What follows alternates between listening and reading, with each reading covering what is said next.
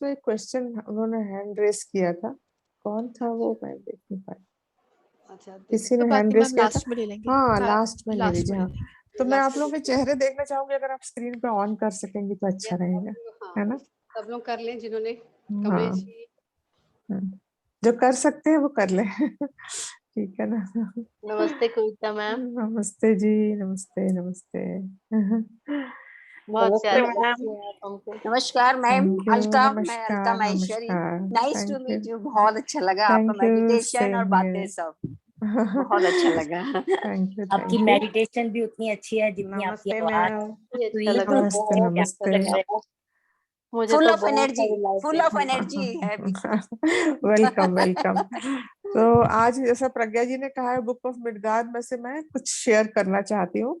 वैसे तो पूरी बुक ही बहुत वंडरफुल है, लेकिन इतना टाइम नहीं है, तो मैं कुछ चैप्टर्स शेयर करूंगी। अगली बार कभी मौका मिला तो फिर कुछ चैप्टर्स और शेयर करूंगी। तो ये जो मैं चैप्टर शेयर कर रही हूँ 9 से लेके आगे 13 तक, तो इसमें अमीरदाद के बारे में शायद आप सबको मालूम होगा या नहीं मालूम। पत्री सर की बड़ी फेवरेट बुक है, ओशो की भी बड़ी फेवरेट बुक है। और ये स्टोरी जो है उसकी है, मठ जिसको बोलते हैं, उस मठ की स्टोरी है। उसमें एक बड़ी अनोखी परिस्थितियों में एक साधु आ जाता है, और फिर उसके कुछ शिष्य बन जाते हैं। वो नौकर आता तो नौकर बन के है, लेकिन उससे कुछ शिष्य बन जाते हैं, और वो जीवन जीने का रास्ता, कैसे जीवन जिया जाए, कैसे आपका जीवन हो, कैसे आपकी साधना हो, क्या हो, ये बताता है। शिक्षाएं तरह तरह की देता है। तो जो आज हम सुनने वाले हैं, पहली शिक्षा ये है कि उसका एक शिष्य पूछता है कि मास्टर, पेनलेस लाइफ जो है, जहाँ पे चिंताएं ना हो, परेशानियां ना हो, पेन्स ना हो, इसका क्या तरीका, इसका क्या रास्ता है, आप हमें बताएं। तो मेरे ख्याल से सभी लोग जानना चाहेंगे पेनलेस लाइफ क्या, कैसे जिए, तो इसलिए मैंने ये चूज किया। तो मिर्दाद कहता है कि ठीक है, मैं तुम्हें बताता हूँ पेनलेस लाइफ कैसे जीना है, अगर चाहिए तो क्या करना है। कहते हैं जब भी कोई विचार सोचो, तो ये सोच के अपने मन में ये जान लो ये बात, कि तुम्हारा हर विचार जो है वो आग से, अग्नि से, स्काई पे लिखा हुआ है, मतलब आसमान पे लिखा हुआ है, यानी हर कोई उस विचार को पढ़ पा रहा है। तो हमेशा आपके विचार ऐसे होने चाहिए कि हर कोई उसको पढ़ सके, और पढ़ के वो, मतलब आपके अंदर उथल पुथल ना हो कि मैंने कोई ऐसी बात सोची। तो फ्रेंड्स, जब मैंने ये पढ़ा उसके बाद तो मेरे इतना चेक हो गया मेरे ऊपर कि पूछिए मत कि मुझे क्या सोचना है, ये भी मुझे सोचना पड़ता था। तो इनका कहना है कि आपके विचार पूरी तरह से शुद्ध होने चाहिए, क्योंकि वास्तव में ऐसा ही है। जब भी आप कोई विचार करते हैं तो वो हर व्यक्ति तक पहुंच जाता है, खासकर जिस व्यक्ति के लिए वो आप सोच रहे हो उस तक तो पहुंच ही जाएगा, बाकी सारी सृष्टि में भी वो फैल जाता है। और इसका एक एग्जाम्पल मैं आपको बताती हूँ कि आपके जीवन में कोई ऐसा व्यक्ति है जिससे आपकी थोड़ी अनबन है, नहीं बनती, आप उसको पसंद नहीं करते, वो आपको पसंद नहीं करता, क्योंकि ये म्यूचुअल है, पसंद ना करना और पसंद करना दोनों ही। तो आपने सोचा कि इस व्यक्ति को मैं खाने पर बुलाती हूँ, कुछ गिफ्ट भी दूंगी तो शायद कुछ ठीक हो जाएगा। तो लेकिन जब आपने उसको इनवाइट किया तो आपने क्या सोच के इनवाइट किया, कि बुला तो रही हूँ, बड़ी घमंडी है, पता नहीं हाँ करेगी कि नहीं, ठीक है ना। फिर आपने उसको इनवाइट किया, फिर वो आपके घर आई। आज जैसे ही आए तो आपने कहा आ गई बदतमीज महिला। मन में सोचा। मन में सोचा, मन में सोचा ऐसा। उसके बाद आपने उसको खाना खिलाया, तो खाना खिलाया तो आपने क्या सोचा कि पता नहीं इसको पसंद आएगा कि नहीं, मन ही मन क्या सोच रही होगी मेरे बारे में, मैंने तो इतनी मेहनत से बनाया। उसके बाद फिर आपने गिफ्ट दिया। गिफ्ट दिया तो देने के बाद आपने सोचा कि दे तो दिया, इसका क्या करेगी, फेंक तो नहीं देगी, फालतू ही दे दिया मैंने गिफ्ट इसको, ठीक है ना। तो क्या हुआ कि ये सारे विचार उस तक पहुंच गए। क्या होता है फ्रेंड्स कि हमको, क्योंकि हम ग्रॉस बॉडी में है, तो वो एनर्जी तो हम तक आती है और हमको महसूस भी होती है, लेकिन हम उसका कुछ वो नहीं बता पाते, कहने तात्पर्य निर्णय जिसका होता है ना, हम समझ नहीं पाते कि एनर्जी क्या है। लेकिन जब भी कोई खराब विचार होता है आपके प्रति, तो वो आपको ऐसे लगता है ब्लो की तरह आपकी एनर्जी में लगता है, तो आपके अंदर भी उसी तरह का विचार फिर निकलता है। और जब कोई अच्छा मीठा प्यारा विचार होता है तो वो ऐसा आता है, स्वीटनेस के साथ आपके अराउंड फैल जाता है, जैसे आपको कोई गले लगा रहा हो। तो इसलिए विचार जो है, जो मिर्दाद का कहना है कि सारे विचार लिखे हुए हैं आसमान पे, और बिल्कुल वही बात है कि आपके सारे विचार जो है वो घूम रहे हैं लोगों को हर्ट करते हुए या लोगों को प्यार करते हुए। तो दूसरी बात जो मिर्दाद ने कही है वो ये है कि जब भी बोलो तो ऐसे बोलो कि सारी दुनिया तुम्हारी आवाज सुन रही है। कोई भी बात बोलो मुंह से, तो हमेशा सोच समझ के बोलो कि जब सारी दुनिया आपकी बात सुन रही है तो वो कैसे वर्ड्स होने चाहिए। आप इसमें भी बहुत सावधानी की जरूरत है, जो हम वाक क्षेत्र सुनते हैं पत्री सर का, क्योंकि वाकई में ये वाइब्रेशन पूरे सब तरफ फैल जाते हैं। ये तो आप जानते ही हैं, ये हमारे सबकॉन्शियस में और आकाशिक रिकॉर्ड में हर जगह रिकॉर्ड होते हैं, हमारा हर थॉट, हमारा हर शब्द। उसके बाद वो कहते हैं कि कोई भी कार्य करो तो ऐसे करो कि उसका भार आपको अपने सर पर उठाना पड़ेगा, क्योंकि वास्तविकता में ऐसा ही है। तो जब आप कोई कार्य करते हैं, तो अगर आपने कोई ऐसा कार्य कर लिया जो मतलब लो वाइब्रेशन का है, जो बहुत भारी है, तो ऐसे कार्य करते करते आपके ऊपर बहुत भार हो जाता है। आप, कई लोग उठा नहीं पाते, इतना भार हो जाता है, डिप्रेस्ड रहते हैं, हमेशा परेशान रहते हैं। और जब आप किसी के लिए कुछ अच्छा करने जाते हैं तो इतनी खुशी होती है, और वो जो कार्य होता है वो इतना लाइट और अच्छा होता है कि उसका कोई भार ही नहीं होता, वो बादल की तरह हल्का होता है। तो हमेशा कार्य जब भी करो तो ये सोच के करो कि इसका भार मुझे उठाना पड़ेगा, और अपना जीवन ऐसे जियो जैसे आप, जो भी आपका देवी देवता या गुरु या जो भी है, जो चाहता है कि आप वैसे बनो, आपको वैसे ही बनना पड़ेगा। जैसे आपके उस देवी या देवता या भगवान का, ईश्वर का जीवन है, वैसा जीवन आपको जीना पड़ेगा। क्योंकि सच्चाई यही है कि मनुष्य जीवन जब हमें मिला तो यही सोच के मिला था कि हमें कैसा जीवन जीना है। ईश्वर के जैसे, हम ईश्वर की संतान है, उसके रूप में हमें बनाया गया है, तो हमें जीवन भी वैसा ही जीना था। इतने साल की स्ट्रगल में हम उस रूप को खो चुके हैं, लेकिन अब समय आ चुका है कि हमें अपने आप को बदलना है और उस रूप में जीना है। तो इसका जो एक शिष्य है वो पूछता है कि क्रिश्चियनिटी में जो कॉन्सेप्ट है जजमेंट डे का, कि एक दिन जजमेंट होगा, जब आपकी डेथ होगी तब जजमेंट होगा कि आपने क्या किया, और फिर आपको हेल या हेवन में डाला जाएगा। तो वो पूछता है कि जजमेंट डे के बारे में और जजमेंट के बारे में आपका क्या कहना है, क्या हमें जज किया जाएगा, वो शिष्य पूछता है। तो ये कहते हैं कि जजमेंट की बात तो कोई करो ही मत, क्योंकि अज्ञान ही सबसे बड़ा जजमेंट और जज दोनों है। जिस व्यक्ति में अज्ञान है वो व्यक्ति सबसे बड़ा जज होता है हमेशा।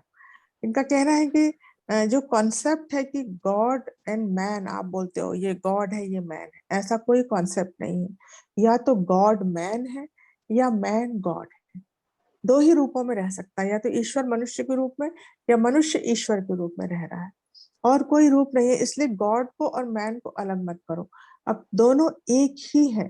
तो जब वननेस है, एक ही है, तो हम किसको जज कर रहे हैं। ये कहते हैं कि गॉड की जो वननेस है, जो ईश्वर की जो वननेस है, वो ही उसका एवरलास्टिंग लॉ है। इस सृष्टि का नियम है ये, और ये नियम जो है सेल्फ एनफोर्सिंग है, ये तो हमेशा है और हमेशा रहेगा। तो इसलिए ये कहते हैं कि लॉ ऑफ बीइंग है वननेस।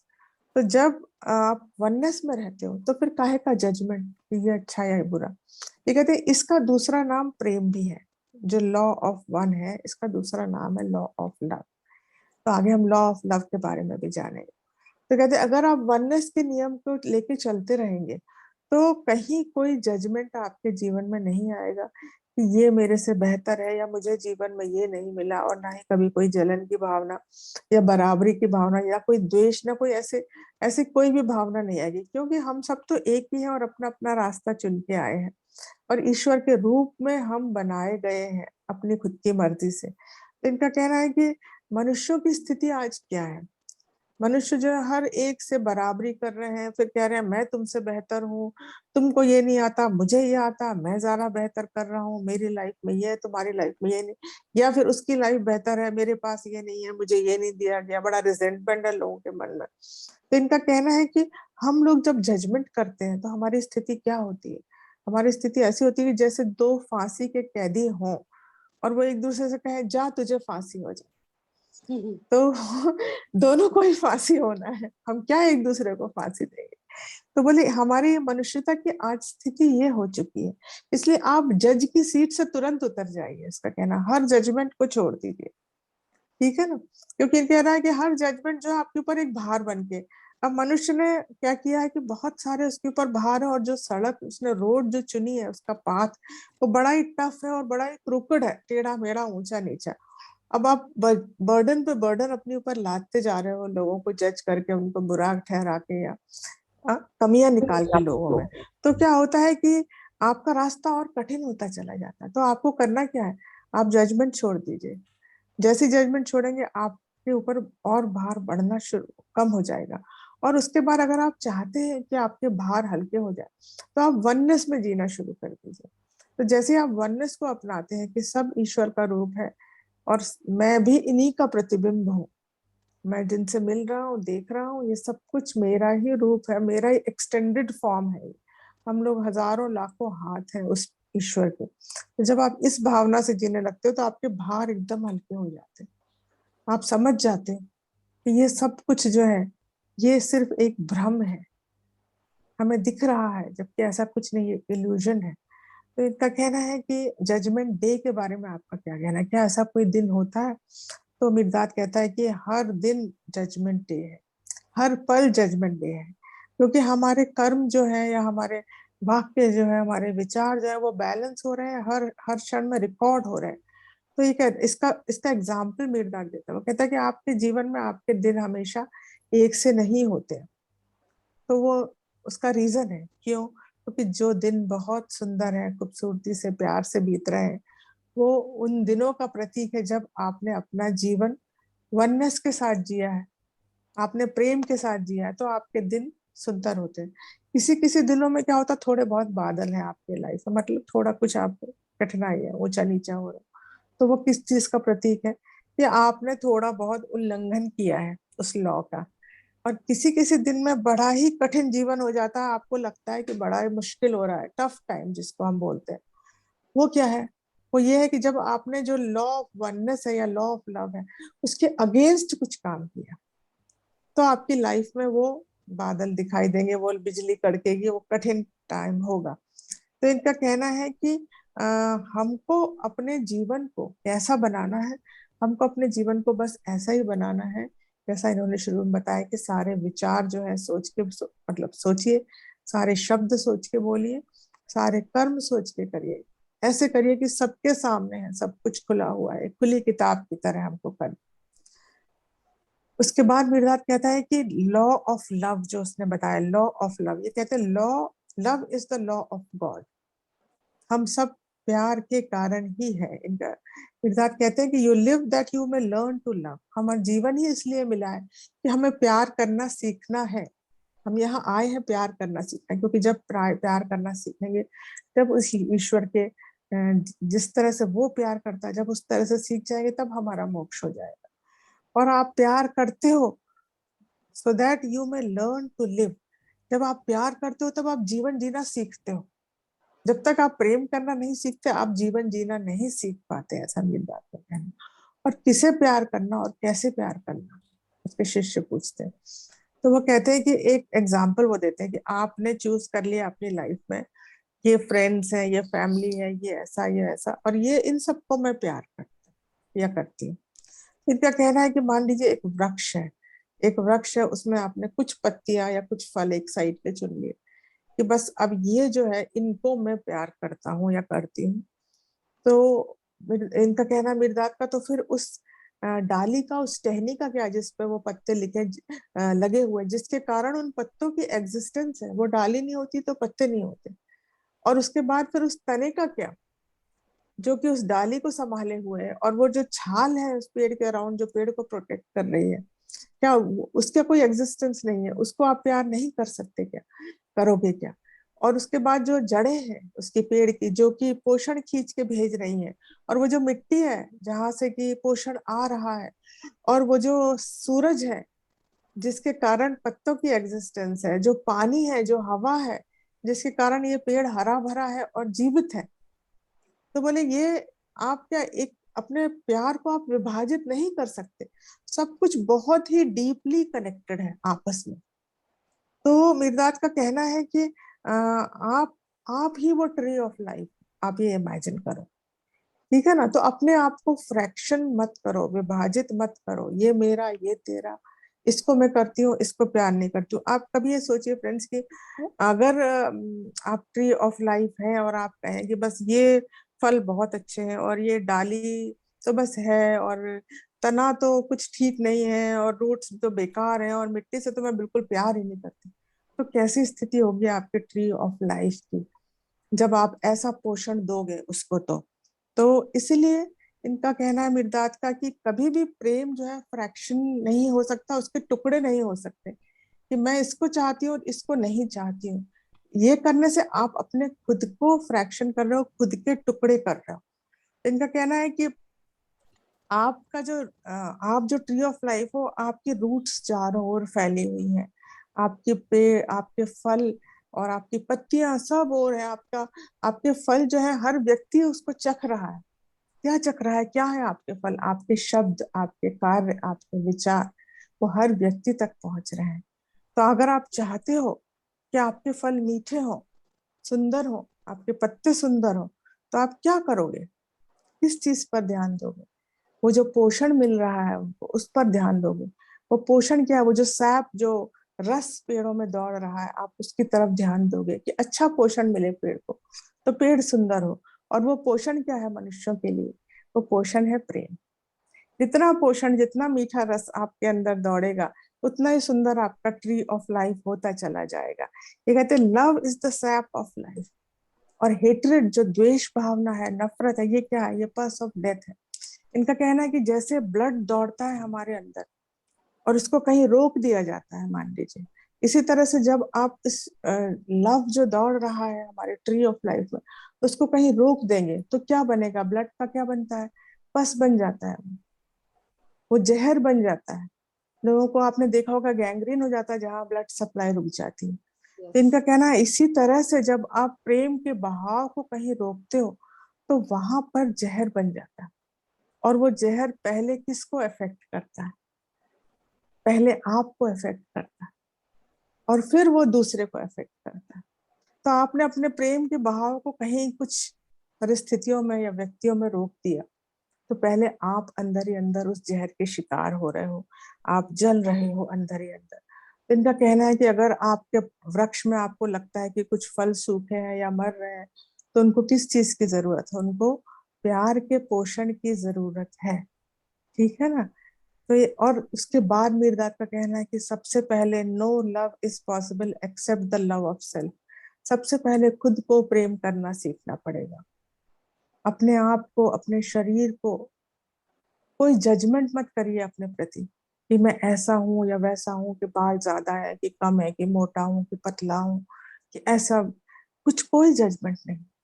एक्सेप्ट करिए अपने आप को और प्यार करिए, बिल्कुल पूरे दिल से अपने शरीर के हर सेल को प्यार करिए।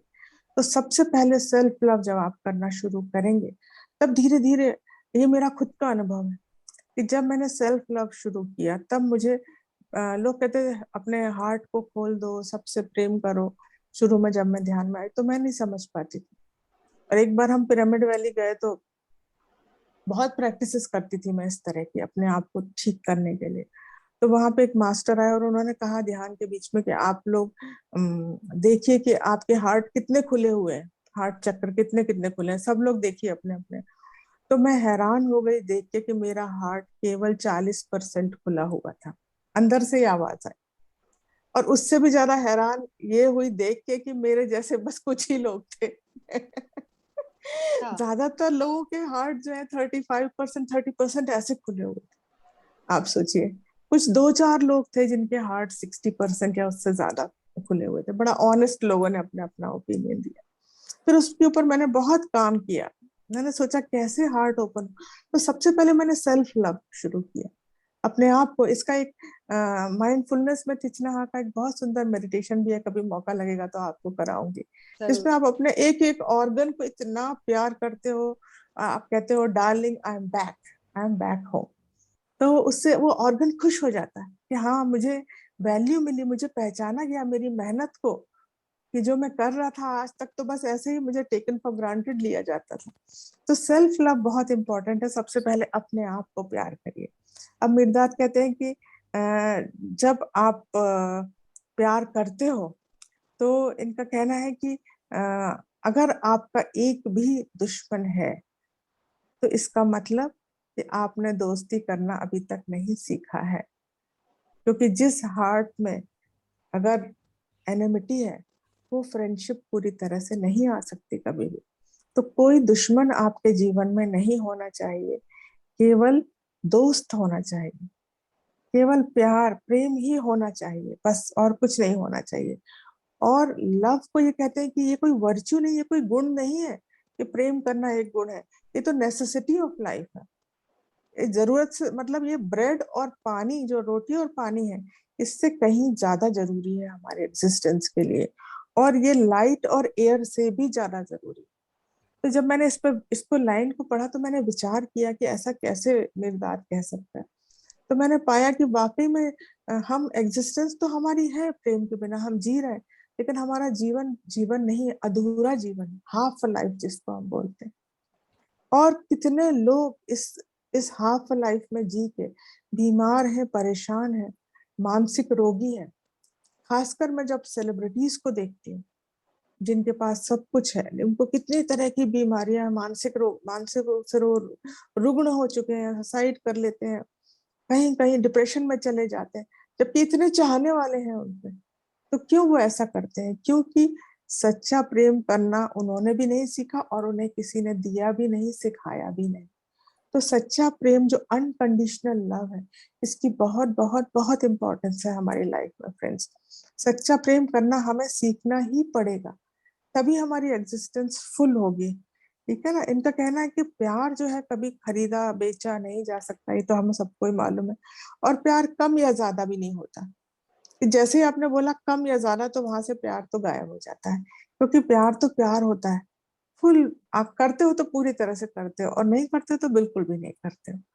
तो इनका कहना है कि कई लोग कहते हैं कि प्यार जो है वो अंधा होता है, क्योंकि इसमें सामने वाले की कोई फॉल्ट नहीं दिखाई देती, गलतियां नहीं दिखाई देती। लेकिन मिर्दाद का कहना है ये गलत है। प्यार में तो और ज्यादा पैनी क्लियर दृष्टि हो जाती है आदमी की, जब वो प्यार करने लगता है खुल के दिल से। लेकिन क्या होता है जब जिसको वो प्यार करता है, इतना ज्यादा प्यार करता है कि उसके सारे अवगुणों के साथ उसको स्वीकार कर लेता है। और यही सच्चा प्यार है, और यही प्यार जो है ईश्वर हमसे करते हैं, क्योंकि वो हमें अपने हमारे सारे अवगुणों के साथ स्वीकार करते हैं। वो कभी गिनाते नहीं कि तुम्हारे अंदर ये कमी है। हम उनके प्यारे बच्चे हमेशा हैं और रहेंगे ही। तो इनका कहना है कि लव जो है वो इंटीग्रेट करता है, जोड़ता है। तो लव हमेशा, प्यार जो है, इनका कहना है कि हमारे शरीर जो है ये भी प्रेम के कारण ही जुड़ा हुआ है। आपस में इतना प्रेम है हमारे सब सेल्स का, इसलिए वो जुड़ा हुआ है। और जब हम अपने शरीर को प्रेम करते हैं, हर कोशिका को प्रेम करते हैं, तो हमारी बॉडी जो कि पेरिशेबल है, जो कि नष्ट होने वाली, वो सालों साल चलती रहती, नष्ट ही नहीं होती, क्योंकि वो प्रेम उसको हमेशा जी। उमंग में, उत्साह में, खुशी में जीवित रखता है। इसलिए लव जो है, इनका कहना है love is the only wonder worker. मतलब सारे वंडर्स जो है वो लव से ही है। इसमें एक पोयम भी है जो बाद में टाइम होगा तो मैं आपको थोड़ी सी बताऊंगी, अच्छी पोयम है। अब उसके एक शिष्य ने पूछा कि मास्टर, मौन ज्यादा अच्छा है या स्पीच ज्यादा अच्छी, हमको बोलना चाहिए या हमको मौन में रहना चाहिए ज्यादा? तो उसने बोला, मिर्दार ने, कि जो हम बोलते हैं, बातचीत हमारी है, ये क्या है? ये एक झूठ है। और मौन जो है वो एक सत्यता है। और उसका उसने कारण बताया। उसने कहा, एक तो आप ये देखिए फ्रेंड्स कि हम इस इल्यूजन में रह रहे हैं। मान लीजिए दो बच्चे यहाँ पे खेल रहे हैं और वो कहें कि कुछ आपस में बात कर रहे हैं, तो हम, वो बात क्या सच है? हम उस बात को सीरियसली लेते हैं क्या? नहीं लेते हैं, क्योंकि ये इल्यूजन है, वो एक खेल है। तो हमारे बातों का उतनी वैल्यू कुछ है नहीं। और दूसरी बात इन्होंने कहा है कि स्पीच क्यों ऑनेस्ट लाए है? क्यों? क्योंकि मैं और आप अलग अलग उसमें रहते हैं, हम वननेस में नहीं है। मैं और हमारे दिल आपस में मिले हुए नहीं है। इनका कहना है कि हर व्यक्ति जो है उसने अपने विचारों की, अनुभवों की, उसके पास एक जैसे खदान होती है ना, क्वेरी, उस टाइप की है। तो वो कहाँ से बोलता है? वो उस क्वेरी से ही अपने अनुभवों और विचारों के आधार पर बातें करता रहता है, और वो सोचता है कि यही सत्यता है। और सामने वाले व्यक्ति के पास अपनी क्वेरी है, जिसमें ढेर सारे उसके विचार है, उसके अनुभव है, उसका जीवन है, वो उसमें से बात करता रहता है। और व्यक्ति ज्यादातर क्या करते हैं? वो एक दूसरे को अपनी क्वेरी में खींचने की कोशिश करते हैं, क्योंकि उनका कहना है कि मैं जो बोल रहा हूँ वो सही है, मुझे मालूम है सच, मेरे अनुभव ज्यादा सच्चे हैं, तुमको अभी जीवन के बारे में नहीं मालूम। तो ज्यादातर लाइफ में इनका कहना है कि लोग यही करते रहते हैं, अपनी बात की सत्यता को साबित करने में लगे रहते हैं। और इसीलिए जो भी बातें बोली जाती हैं ज्यादातर वो झूठ है, क्योंकि वो वननेस में नहीं है। जब तक कि आप वननेस में नहीं आओगे, तब तक आपकी कही गई बातों की कोई भी कीमत नहीं है। उनका कहना है कि क्योंकि हम एक पेज पे नहीं है, हमारे अलग अलग अनुभव, और हम अपने सामने वाले के अनुभवों को रिकॉग्नाइज भी नहीं करना चाहते हैं, तो हमारे अंदर क्या रहता है, हम लोगों के बीच में, समाज में वॉर ऑफ वर्ड्स चलता रहता है, आपस में बातचीत की लड़ाई चलती रहती है। तो और इनका कहना है कि हर व्यक्ति प्रूव करने में लगा हुआ है अपनी बात की सच्चाई, और इसीलिए इन बातों की कोई भी कीमत नहीं है। तो ये कहते हैं कि मैं तुमसे कहूंगा कि तुम मौन में आओ, क्योंकि मौन में सत्यता है। और जब तुम मौन में आओगे तो वो जगह है, जो वो वॉइड, जहाँ सब चीजें बन रही हैं और फिर वापस उसी में विलीन हो रही हैं, और जहाँ पे सारे शब्द निकल रहे हैं और वापस, और सारे रूप बन रहे हैं और विलीन हो रहे हैं, तब तुम जान पाओगे रियलिटी, रियलिटी ऑफ बीइंग। उस वॉइड में, उस साइलेंट कंटेम्पलेशन में तुम सत्यता को अनुभव कर पाओगे। अगर बातचीत ही करते रह गए तो हाथ में कुछ भी नहीं लगेगा। और बोलते वहां जाके जो है ना, जब तुम मौन में बैठोगे, तब तुम्हारे सारी जो परेशानियां, केयर्स, फियर्स धीरे धीरे धीरे धीरे विलीन होती चली जाएगी। तुम्हारे ढेर सारे जो वासनाएं, कामनाएं हैं, तुम्हारे जो द्वेष है, तुम्हारी लस्ट है, वो सब धीरे धीरे निकलती जाएंगी। उस मौन में इतनी शुद्धता है कि वो आपको शुद्ध कर देगा जब आप मौन में बैठोगे। एक एक करके आपकी सारी प्रॉब्लम्स जो है वो रिलीज हो जाएंगी। आपके कानों को बड़ी शांति मिलेगी। ऐसा जब आप लगातार इस दुनिया में रहते हो और ये सब बातें करते रहते हो, लेना देना, मैं सही तुम गलत, तुमने ये बोला, ये तो बोले, ये लगातार ऐसे कानों पे कोई चिल्ला रहा है, इस तरह का आपको आपके साथ होता रहता है, आपको पता नहीं चलता। तो जब आप मौन में जाते हो तो आपको उन सब से छुटकारा मिल जाता है। वो सारे शब्द जो कहीं कहीं चुभे हुए थे आपके अंदर, वो धीरे धीरे निकल जाते हैं। तो इनका कहना है कि आप इस दुनिया में, कोई मनुष्य जब निकलता है तो वो किस चीज के निकलता है, उसको उसको प्रयास क्या है? वो चाहता है शांति, संतोष, आनंद, इसकी तलाश में मनुष्य निकलता है। लेकिन वो क्या चाहता, उसको मिलता क्या है? उसको मिलता है बेचैनी और दुख, क्योंकि वो शब्दों के सहारे वो ये सब चीजें चाहता है। तो शब्दों के सहारे आपको कभी भी खुशी और संतोष और शांति नहीं मिलेगी। ये सब आपको मौन में ही मिलेगा। और दूसरी बात मिर्दाद कहते हैं कि हमेशा जो अपने आप को बढ़ा चढ़ा के बताना और शान मारना, इससे बहुत संभल के रहना है फ्रेंड्स। जैसे आप अपनी शर्मनाक चीजों को छुपा के रखते हैं, ऐसे ही आप अपने अपने जो बहुत बड़ी बड़ी बातें जो आप सोचते हो कि बहुत हैं, सो कॉल्ड, मैंने ये किया, उन सबको भी छुपा कर रखिए। उनका कहना है कि जहां पर हमको एक शब्द बोलना चाहिए, वहां हम 1000 शब्द बोलते हैं। तो इससे हमको बहुत सावधान रहना चाहिए। हमको हमेशा कंटेम्पलेशन में रहना चाहिए, हमको हमेशा मेडिटेशन में रहना चाहिए, और हमको अपने शब्दों पर, विचारों पर, अपने कार्यों पर बहुत ध्यान देने की जरूरत है। तो इसका शिष्य पूछता है कि तो क्या हम प्रेयर भी नहीं करें क्या? फिर आप बोलते हो बोलो मत, तो बोलने में तो फिर प्रेयर भी, कि प्रेयर का क्या होगा? इनका कहना है कि आपकी सारी प्रार्थनाएं बेकार है। मेरे दाद का कहना है, जब तक आपने अपने आप को नहीं जाना, क्योंकि सारी पावर आपके खुद के अंदर है। आपके अंदर ही है पावर टू अट्रैक्ट, आपके अंदर है पावर टू रिपेल। आप जो चाहते हो वो आपकी लाइफ में आ जाता है, जो चीज नहीं चाहते हो वो दूर चली जाती। तो सब कुछ आपके अंदर है। उनका कहना है कि हर आवश्यकता में उस आवश्यकता की सप्लाई जो है वो छुपी हुई है, पूर्ति उसमें छिपी हुई है। तो जब ईश्वर ने हमें बनाया तो सारी हमारी आवश्यकताओं की चाबी जो है वो उसने हमारे अंदर ही रखी, हमारे पास ही है। हमारे हमको जो कुछ भी चाहिए वो सब हमारे पास है, उनका कहना है। लेकिन हम क्या करते हैं कि हम, जैसे कोई व्यक्ति जो है अपनी चाबियां घुमा घुमा दे और फिर बार बार ताले खोलने के लिए चाबी बनाने वाले को बुलाए, फिर आके खोल दो, फिर आके खोल दो, फिर आके खोल दो, बार बार ऐसा करता रहे। तो हम वही करते हैं कि हर चीज के लिए ईश्वर को बुलाते हैं। अब भगवान ये चाहिए, अब ये कर दो, अब ऐसा, अब वैसा, इस तरह से हम बार बार करते हैं। तो इनका कहना है कि सारी चाबियां तो आपके पास है, चमकाओ अपने आप को, सारी गंद को, धूल को साफ कर दो, ऊपर से काई को हटा दो और चमकाओ, तो आपको सारी चाबियों के पते मिल जाएंगे। और जैसे ही सारी चाबियों के पते मिल जाएंगे तो जीवन बिल्कुल आसान हो जाएगा। आपको कुछ भी करने की जरूरत नहीं, ईश्वर को बार बार पुकारने की जरूरत नहीं है।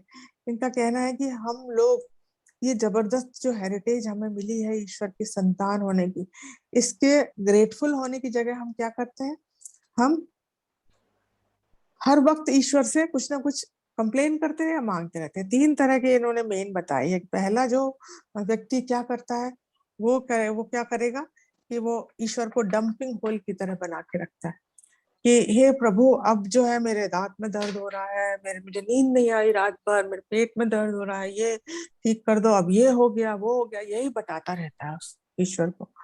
दूसरी तरह के व्यक्ति ये बताते हैं जो कि भगवान को खजाना समझते हैं कि अब भगवान ये दे दो, अब ये दे दो, अब ये कमी हो गई है, अब ये पूरा कर दो, ये करते हैं। तीसरे तरह का व्यक्ति क्या करता है, वो भगवान को बुक कीपर की तरह रखता है। इसने मेरे से ये कहा, उसने मेरे साथ ये किया, देखो भगवान इसका, देखो इसको बचे ना, ये इसने ऐसा कर दिया, ये बचेगा नहीं, इस तरह के डायलॉग हम बोलते हैं। मेरे साथ ऐसा करके ये कहाँ जाएगा। तो इस तरह से हम बुक कीपर की तरह ईश्वर को, और हम सोचते हैं कि हमारे फेवर में ईश्वर जो है ये सब कुछ डिसाइड करता रहे। तो अच्छा लग रहा है सुन तो इनका कहना है कि आप क्या रिमाइंड करते हो भगवान को कि प्रभु अब सूर्य उग गया है या चंद्रमा के अस्त होने का समय हो गया है, या आप रिमाइंड करते हो भगवान को कि देखो अब गेहूं में या मक्के में दाने डालने का समय हो गया है या डाल दो दाने, या आप ये रिमाइंड करते हो कि भगवान देखो ये चिड़िया का जो घोंसला है, ये देखो कैसे बन रहा है, इसको ऐसे बना दो।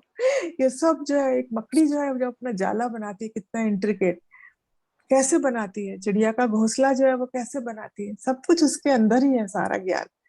इनका कहना है कि क्या आप अपने आप को उस मक्के के दाने से भी दया भी तो समझते हो कि ईश्वर को आपका कुछ नहीं मालूम। कहते हैं ईश्वर का कान, कई लोग मिर्जाद कहते हैं कि बड़े ड्रामा के रूप में वो घुटनों के बल बैठ जाएंगे, हाथों को फैला के मांगेंगे, प्रार्थना करेंगे, ये सब करते हैं। क्यों, क्या जरूरत है ये सब करने की। ईश्वर का कान तो आपके हृदय से भी ज्यादा आपके पास है, कुछ बोलने की जरूरत ही नहीं है। अपने ओठों को, अपनी जीभ को आराम दो, मिर्जाद का कहना है। कुछ मत बोलो, कोई दरवाजा खोलने के लिए मत कहो, कुछ कोई कोई चाबियां मत मांगो। और उसके बाद मिर्जाद कहते हैं कि हमारे अंदर भगवान ने एक माइटी होस्ट दिया, एक शक्ति दी है। और वो शक्ति क्या है, वो हर शक्ति हर पल तैयार है हमारी मदद करने के लिए। और वो शक्ति है हमारे लाल रक्त कण, जो कि रेड ब्लड कॉर्पसेस। ये कहते हैं लेकिन जो लोग ज्ञानवान है, डिसिप्लिन्ड है और साहसी है, करेजियस है, जो अपना जीवन को एक, जिन्होंने उद्देश्य के लिए एक जिया है, वो इस शक्ति का बहुत अच्छे से इसका इस्तेमाल कर सकते हैं। जो लोग डरपोक है, जिनके अंदर साहस नहीं है, जो हमेशा डाउट में रहते हैं, वो इस शक्ति का इस्तेमाल ठीक से नहीं कर पाएंगे, मिर्जा का कहना। तो इनका कहना है कि हमारे जो रेड ब्लड कॉर्पसल्स है, उसमें क्या है, जो हमारे दौड़ रहे हैं हर पल हमारे शरीर में, वो मिरेकल ऑफ स्ट्रेंथ है। और उसमें पूरा फुल एंड ऑनेस्ट रिकॉर्ड है किस चीज का, हम हमारे हर शरीर के हर अंग के बारे में, हमारे बारे में, हमारी हर एक्टिविटी के बारे में माइन्यूटेस्ट डिटेल में सब कुछ दर्ज है। अब इनका कहना है कि ये सारे रक्तकण कहाँ आते हैं, हमारे हार्ट में इकट्ठे होते हैं, फिर यहाँ से फिर डिस्ट्रीब्यूट होते हैं। इसीलिए हार्ट को इतना ज्यादा रिवर किया जाता है, उसको सम्मान दिया जाता है।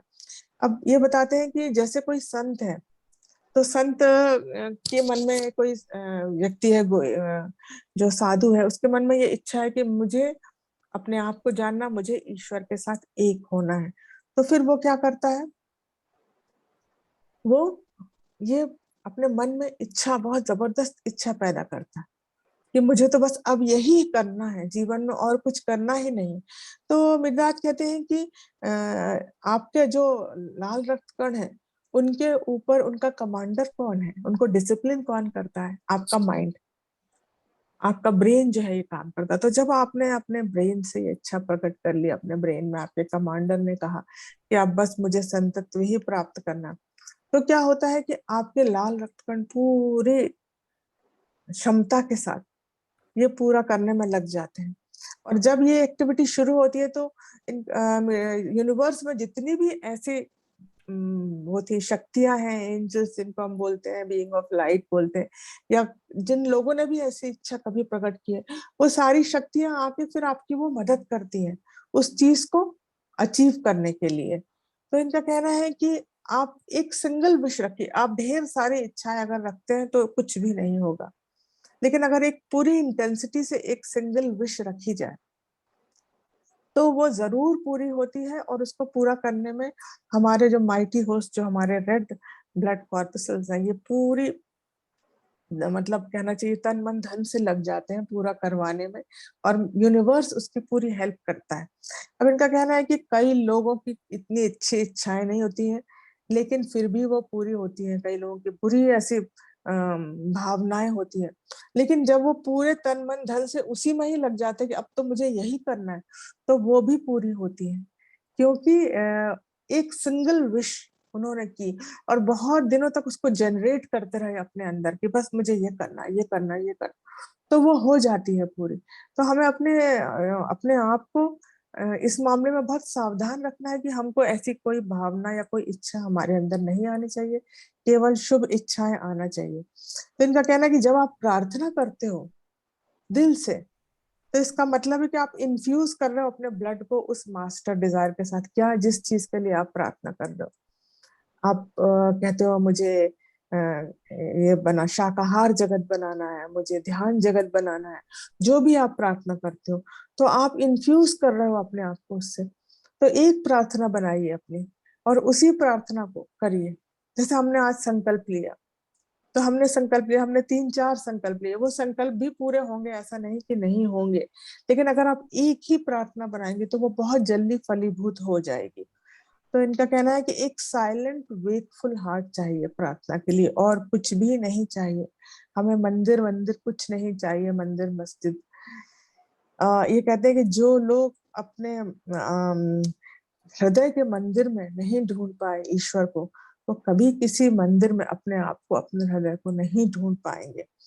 तो इनका कहना है कि हमको अपने हृदय को पूरी तरह से, अपने आप को हृदय के साथ, अपने लाल रखकर पूरे समूची रूप से हमको केवल एक ध्येय के साथ जीना है। और जब हम इस ध्येय के साथ जिएंगे तो जीवन बहुत सुंदर, बहुत सरल, बहुत मधुर हो जाएगा। और टाइम क्या हो गया है? 5:15 हो गए हैं। प्रज्ञा जी, हो गया क्या टाइम? हाँ, अभी कितना रह गया आपको? बहुत अच्छा लग रहा है लेकिन। मैं फिर से आ जाऊंगी। मैं एक्चुअली अब जो नेक्स्ट है वो थोड़ा सा लंबा है, तो मैं अगली बार बताऊंगी। वो है इसका उसका उसका जो नाम है ना, उसका नाम है द ग्रेट नॉस्टैल्जिया। यानी जो हमारे अंदर घर वापसी की जो इच्छा होती है ना, एक सपना है जिसको कि मिर्दार ने बड़े अच्छे से एक्सप्लेन किया है। यही तो तो मेरा भी वो है। मैं नेक्स्ट चैप्टर में बताऊंगी। मैं थोड़ी सी जो पोयम मैं बता रही थी ठीक है, वो कर पोयम बता देती हूँ। बिल्कुल। मिर्दाद कहते हैं कि जब ईश्वर आपका कैप्टन है, ये कहते हैं कि कोई ऐसे नाव है, मान लीजिए जहाज है, तो मिर्दाद ने पोयम गाई है, God is your captain sail my oar. तो जब ईश्वर आपका कप्तान है, आपने उसको बना दिया अपनी नाव का, तो चाहे कितने भी तूफान आ रहे हो समुद्र में, और चाहे कितना भी लावा उगल रहे हो, ज्वालामुखी, लेकिन क्या होता है कि आपका जो वो है नाव जो है, आपकी नाव का कुछ भी नहीं बिगड़ेगा, उसको ईश्वर ऐसे करके ले जाएगा उठा के। तो इसीलिए जब आपका ईश्वर आपके नाव का कप्तान है तो आराम से आपकी नाव सेल करेगी। दूसरे वो कहते हैं कि आपका जो दिशा सूचक यंत्र है जीवन में, जो कंपास होता है ना, जिसको हम बोलते हैं कॉम्पास, तो वो कॉम्पास अगर लव है तो आप कहीं भी जाइए, नॉर्थ साउथ ईस्ट वेस्ट कहीं भी जाइए, अपने ट्रेजर को हर जगह जाके शेयर करिए। चाहे कितने भी तूफान आ रहे हो, चाहे कुछ भी इधर का उधर वर्ल्ड पलट रहा हो, लेकिन आपका कुछ नहीं बिगड़ेगा, क्योंकि आपका कंपास क्या है? आपका कंपास है लव।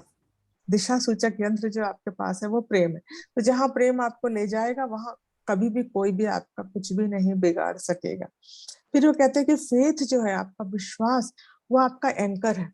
जैसे हम लंगर डाल देते हैं अपने आप को स्थिर रखने के लिए, तो ये फेथ जो है वो आपको हर परिस्थिति में हमेशा स्थिर रखेगा। उनका कहना है चाहे पहाड़ भी हिल रहे हो तो भी आपका कुछ नहीं बिगड़ेगा, आप स्थिर रहोगे क्योंकि आपको विश्वास है। इसलिए अपने फेथ को अपना एंकर बना के रखिए, अपने लव को अपना कंपास बनाइए, और गॉड को, ईश्वर को अपना कैप्टन बना लीजिए, है ना। चलिए। कैप्टन अगर हमारा गॉड है तो फिर थैंक यू। कहीं तो डगमगाने की जरूरत ही नहीं, मतलब जरूरत नहीं है, हाँ चांस ही नहीं है, हाँ, चांस ही चांस नहीं। नहीं है, हाँ। बहुत आपकी तरह बहुत खूबसूरत स्टोरी, बहुत अच्छी लगी। मैम आप नेक्स्ट टाइम कब आओगे? जब आप बुलाओगे। सही बात है। हमारा लालच बढ़ गया है। ये किताब ही ऐसी है, ये इतनी सुंदर किताब है कि मैंने इसको जब पढ़ना शुरू किया तो मैं पढ़ती चली गई। I will also read it definitely. हमें भी मन सुनने कर में रहा है, हम इतना सुनते मजा ही आ रहा है रहे। तो पढ़ने में कितना आ रहा होगा। हाँ, ये बहुत कठिन है, लेकिन तो इसको थोड़ा सा टाइम देके पढ़िएगा, समझने में थोड़ा सा टाइम लगता है इसको। आपका स्टाइल इतना अच्छा है ना, इतने इजीली समझा देते और हंसते मुस्कुराते हुए बस। मतलब मुझे आज दूसरी बार वो गाना याद आ रहा है जो मुझे कभी पितामह पत्री की जिले मतलब आता था मन में, बहारों अच्छा, बरसाओ मेरा महबूब आया, वो अरे आज वाह, अरे क्या वाह। बात है। Thank you, thank you, thank you. Love is overflowing. हाँ, प्रज्ञा दीदी एक लाइन आई सुना लव यू दो ऑल। जरा। मैम सुरभि जी का हैंड रेज अच्छा अब पहले इनके सब्जी जी का ले लेते हैं। क्वेश्चन ले लो। प्रणाम मैम। Yes thank you. हाँ जी, आपने बहुत अच्छे से, नमस्कार। नमस्कार नमस्कार प्रणाम। हाँ मैम आपसे एक क्वेश्चन ये था कि हम इंसान हैं, अभी मैं हाँ जी। ज्यादा टाइम मेडिटेशन में नहीं हूँ, फरवरी से ही आई हूँ, और खास जब कोई फैमिली मेंबर, अब मैं अमेरिका में हूँ, कोई फैमिली मेंबर इंडिया में इतना बीमार है, मैं बहुत लव सेट करने की कोशिश करती हूँ, मगर बुरे थॉट आते हैं, ये हुआ तो क्या, ये प्रोसीजर ठीक नहीं गया, तो उन थॉट्स को हम कैसे कैंसिल करें?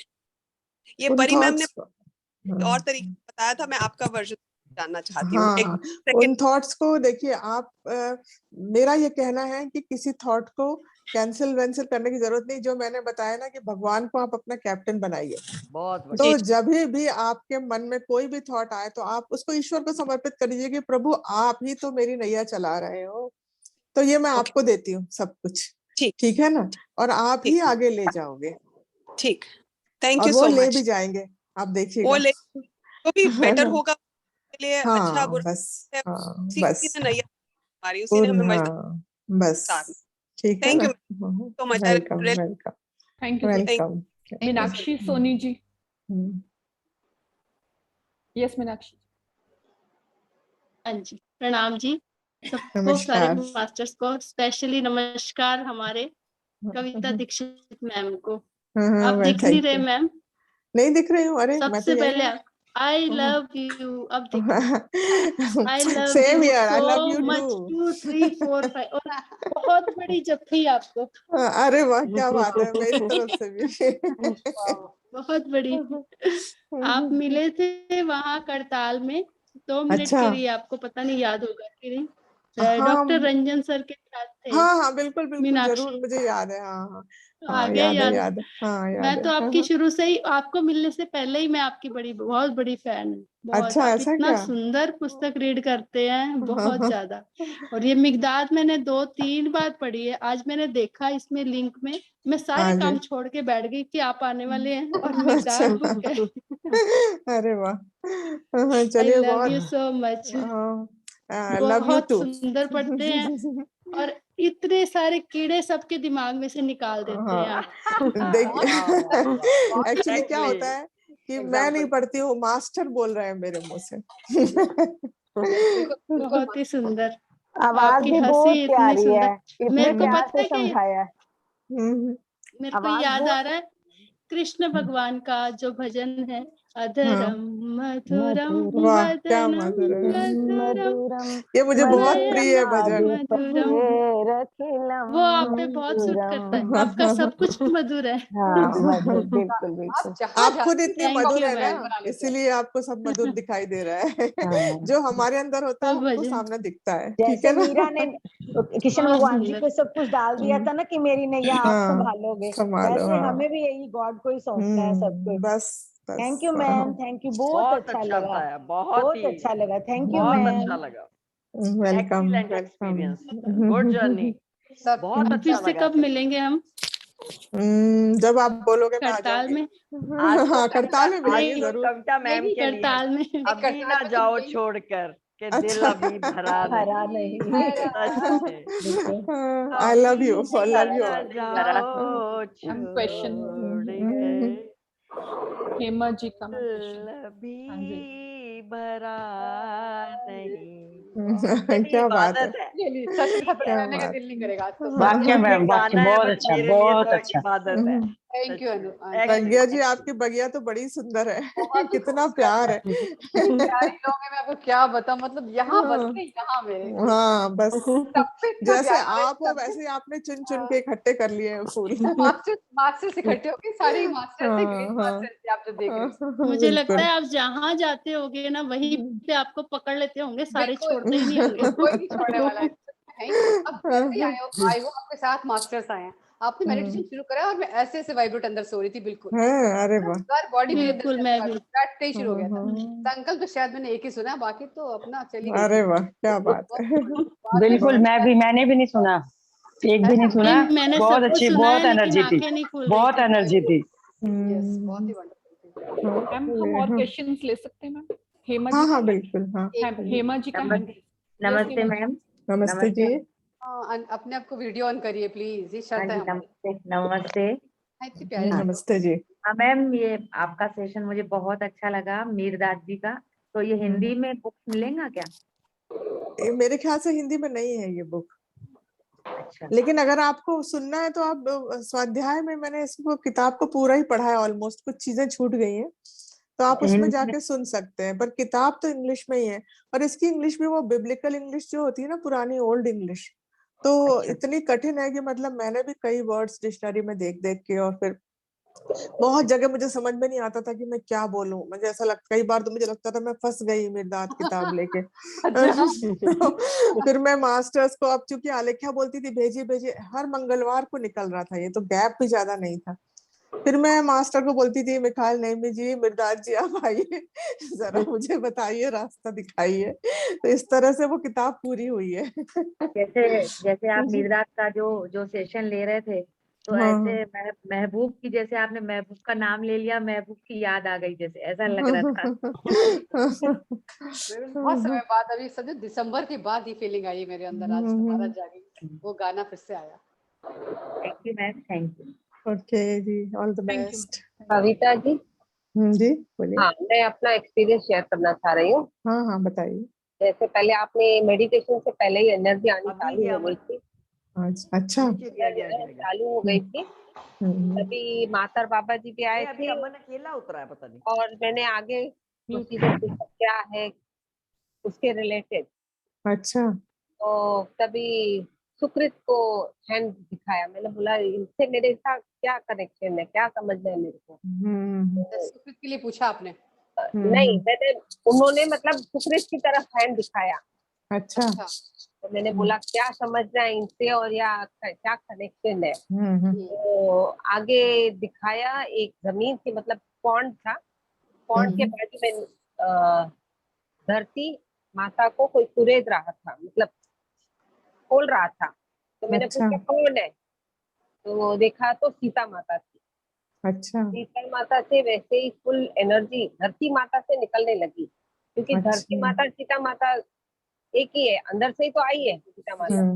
पूरा कुरेदा निकलती जा रही थी। तो आगे क्या मेरे को समझने, इसका क्या कनेक्शन है मेरे को, I want to know, understand. तो सीरियन वर्ल्ड से सिसारो मास्टर आए थे जो अभी लाइव वेंकटेश करके है। मैंने पूछा ये प्लैनेट की एनर्जी कहाँ से आ रही, कौन सा प्लैनेट है क्या, सब पूछने लगी। तो धीरे धीरे और पूरे तक गए, मतलब वो जमीन में से और एनर्जी निकलती गई। तो सिसारो मास्टर ने गाइड किया कि ये एनर्जी जो इस ग्रुप के लोग है उनमें फैला दो। अच्छा पूरी मैंने फैला दी और देखा है तो पूरे ऐसे ऐसे घूम हो गए। लड्डू की तरह हो रही थी मैं तो, जैसे लड्डू अच्छा ऊपर से घूम रहा है गोल, बिल्कुल अंदर से मेरी यही हो रही थी बात। हाँ कविता जी बैठे थे जब मेरा ये ईयरफोन वर्क नहीं कर रहा था, मैंने बताया ना ऐसे ऐसे ईयरफोन लिया, ये क्या हो रहा है मेरे को समझना है। ये सीरियन वर्ल्ड की एनर्जी, सीरियन वर्ल्ड के मास्टर सितारों के जरिए सीता माता जमीन में से एनर्जी फ्लो कर रही थी, प्लस प्लैनेट की एनर्जी भी आ रही थी। प्लैनेट की एनर्जी भी आ रही थी जी। वो प्लैनेट की एनर्जी भी फैलाई और ये जो जमीन में से धरती माता की प्योर एनर्जी निकल रही थी तो भी फैला, पूरा जैसे फॉगी हो गया, सब लोग फॉगी में हो गए। मैं बोल रही हूँ ये लोग कहेगा एक तो हल्के फुल्के निकले दिखे, भले डूबने दो, देखा जाएगा। तो ये thank you wonderful experience. Lakshmi ma'am yes एक मिनट पहले कविता जी से पूछ लेते हैं, टाइम है आपके पास कविता जी? हाँ बिल्कुल बोलिए। यस लक्ष्मी जी। नमस्ते कविता मैम। नमस्ते जी। मैं तो एकदम स्पीचलेस हो गई। अरे वाह, एकदम मेरे से तो कुछ बोला ही नहीं गया, ना ही मेरे आंखें ही खुल रही है और रोना ही आई जा रहा है आपकी बातें। देखिए ये जो अंदर का प्रेम है ना ये प्रकट हो रहा है। आप बहुत कहाँ है, हम कहाँ है, तो आंसू नहीं रुक रहे। नहीं बिल्कुल रोने, आपने आंसू निकलने दीजिए, आपका हार्ट चक्र ओपन हो रहा है। ऐसा एक्सपीरियंस कई सभी के साथ कभी न कभी होता है। यस मेरे भी हो रहा है और साथ में रजनी को भी बहुत हो रहा है, रजनी को भी बहुत हो रहा है। Rajni love you, Rajni I love you, I love you dear. क्योंकि क्या है देखिए लव जो है ना ये हमारे अंदर इतना ज्यादा है और हमने इसको फील नहीं किया, तो जब हम इस बारे में सुनते हैं और हम इसको प्रकट करते हैं तो फिर ये हमारे आंसुओं के रूप में निकलते हैं। मेरे साथ भी ऐसा हुआ, मैं पिरामिड वैली में गई सुबह का ध्यान करके, बस वो पत्री सर कराया करते थे 5 बजे वाला ध्यान, और ऐसे मेरे आंसू निकलते थे और मैं समझ नहीं पाती थी कि मेरे आंसू क्यों निकल रहे, मैं समझ नहीं पाती थी। फिर वो उनका नाम मैं भूल गई जो वीणा बजाते थे, वो एक बार सामने पड़ गए तो बस उनको देख के मैं रोने लगी तो उन्होंने मुझे गले से लगाया, अरे उन्होंने कहा डियर व्हाट हैपेंड, मैंने कहा कुछ नहीं सर, मैं बता नहीं सकती मुझे क्या हो रहा है, बस आंसू ही बहते ही जा रहे हैं। बस ये मैं बता नहीं सकती क्या हो रहा है, बस आंसू आ जा रहे हैं। निकलने दीजिए। बहुत सुंदर। नहीं हो कविता दीदी, एक बार आप कहते हैं भगवान से कुछ मांगो तो मिलता है, आज आप भगवान के रूप में हो, आप जल्दी आइए एक दिन फिर। हाँ जी बिल्कुल जरूर आती हूँ। जो डेट आपकी फ्री हो मुझे बता देना। प्रज्ञा मैम आप एक हफ्ता इनका चलाइए। अच्छा, अरे बाप रे, वाह वाह वाह, मतलब बहुत अच्छा। नहीं मैं कविता मैम मैं जब आपको सुनती हूँ ना मेरा दिल नहीं भरता है, भले आपकी वो 4 एग्रीमेंट सुनो तो भी मेरा दिल नहीं भरता है। मैं आपकी कोई भी बुक सुनती हूँ मेरा मन मुझे भी बहुत अच्छा लगा, मैं जल्दी आऊंगी, का मन करता है। मैं प्रज्ञा जी को अपना बता दूंगी डेट, जैसे जिस दिन मैं फ्री होंगी, अगर उनका शेड्यूल फ्री होगा तो हम जरूर मिलते हैं। तो आगे इसका मिकदाद का जरूर सुनते हैं। प्रज्ञा का तो फ्री करना ही पड़ेगा आपको बुलाने के लिए। हम आपकी वेट करेंगे। अच्छा जी, हम आपकी वेट करेंगे जरूर, बिल्कुल बिल्कुल। Love you all, love you so much. अरे वाह क्या बात है, इतना प्यार छलक रहा है, बहुत बहुत प्यार छलक रहा है, मुझ तक पहुंच रहा है सारा प्यार वाले। कैसे लग रहा है झप्पी मन नहीं कर रहा सेशन क्लोज करने का। सही बात है।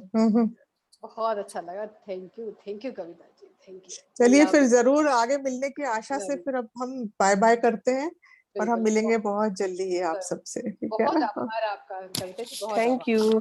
Thank you आपका so much. कितना so much, आभार ma'am. दूं, Thank you. मुझे Thank you, बता ma'am. बोल नहीं सकती। Thank you, Thank bye you, bye. Thank you, Pranita. ma'am. Thank Thank you. you, Thank you, Pranita. ma'am. बहुत अच्छा लगा, बहुत अच्छा। Thank you, Welcome. Welcome Thank you. Welcome Thank you and love you so bye much. Bye.